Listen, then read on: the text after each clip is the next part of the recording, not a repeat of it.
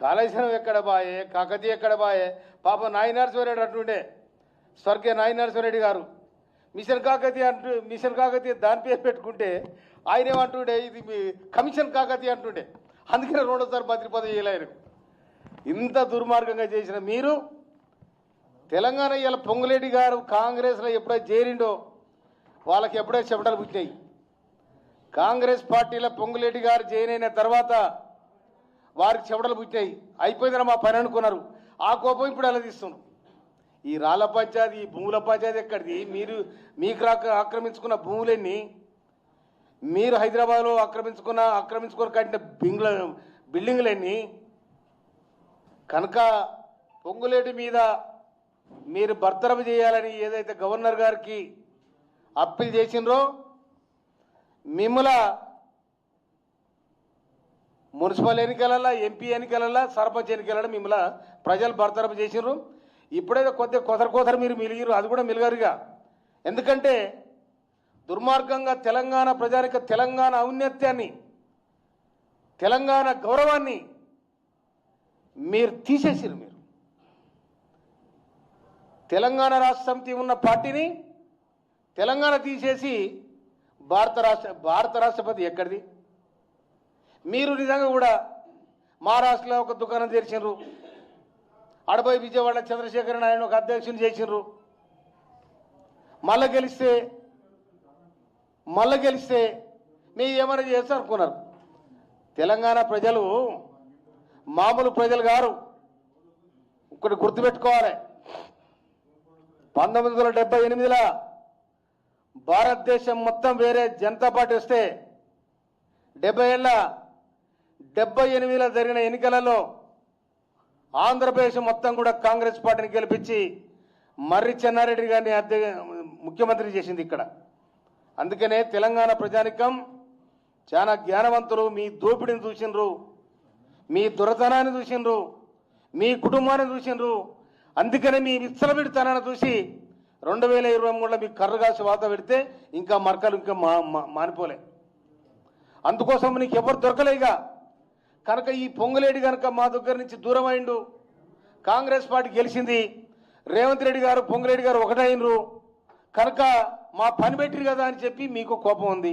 లేకపోతే హరీష్ రావు గారికి ఎంతవరకు చీటింగ్ చేయడానికి ఆయన వెనకపోరు, ఎవరైనా బ్లాక్మెయిల్ చేస్తాడు. ఆ జ్ఞానము ఆయనకుంది, ఆ జ్ఞానం. కనుక మీరు పొంగులేటి గారి మీద రానిపోని అపోలు ఇవాళ నువ్వు లాగుదొట్టులోనే వాళ్ళకు రాఘవ కన్స్ట్రక్షన్ పెట్టుకున్నారు.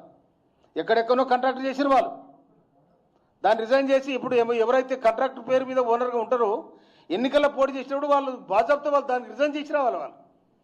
కనుక పొంగులేటి గారు కూడా 2014లో అక్కడ వైఎస్ఆర్సీపీ తరఫున పార్లమెంట్లో ఏది మన ఖమ్మం పార్లమెంట్ మెంబర్గా చేసినాడే రిజైన్ చేసి పడేసారు.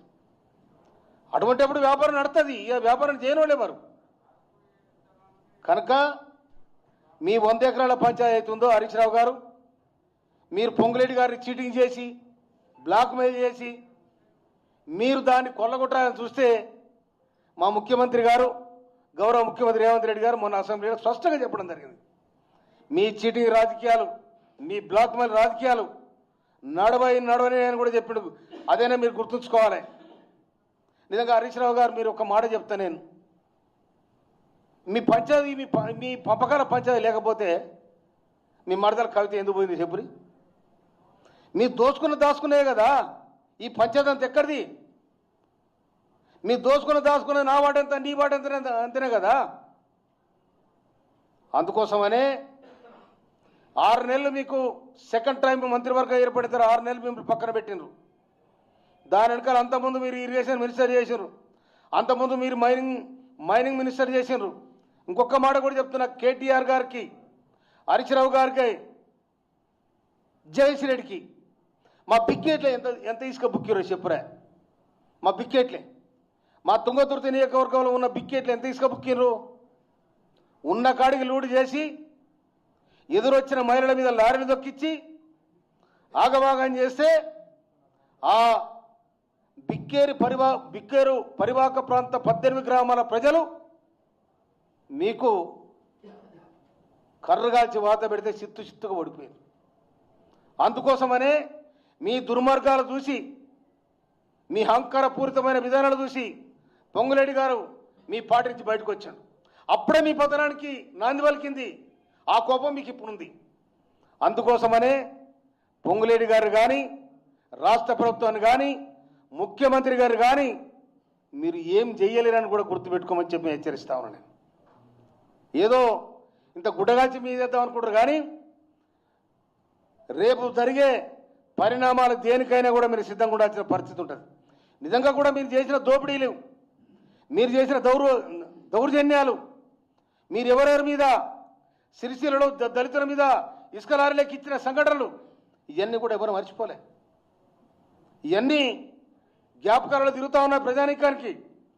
అందుకోసం ఇప్పటికైనా పొంగులేటి గారిని కాదు బర్తరఫ్ చేసేది, మీ పార్టీని బర్తరఫ్ చేసే రోజు, గుండుసున్న చుట్టే రోజు కూడా వస్తుంది. తెలంగాణ ప్రజల ఆత్మగౌరవమైన తెలంగాణ తీసేసిన మీరు. అందుకోసమే పొంగులేటి గారి మీద మీరు చేసే అసత్య ఆరోపణలని కూడా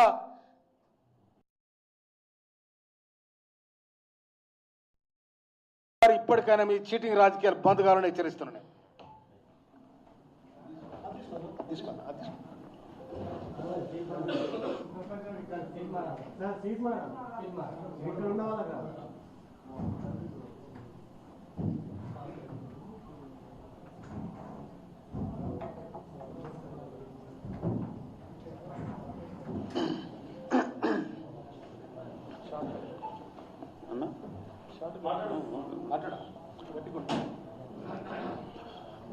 మీడియా మిత్రులకు నమస్కారం. పొంగులేటి శ్రీనివాసరెడ్డి గారు ప్రజా జీవితంలోకి రావాలని, ప్రజలకు సేవ చేయాలని ఒక బలమైనటువంటి దీక్షతో 2013లో రాజకీయాల్లోకి వచ్చారు. రాజకీయాల్లోకి వచ్చిన సందర్భంలో ఉమ్మడి ఖమ్మం జిల్లాలో అతి తక్కువ సమయంలో ఒక బలమైనటువంటి ప్రజానాయకుడిగా ఎదిగినటువంటి ఒక గొప్ప వ్యక్తి పొంగులేటి శ్రీనివాసరెడ్డి గారు. 2014 ఎన్నికల్లో, అసెంబ్లీ పార్లమెంట్ ఎన్నికల్లో తెలంగాణ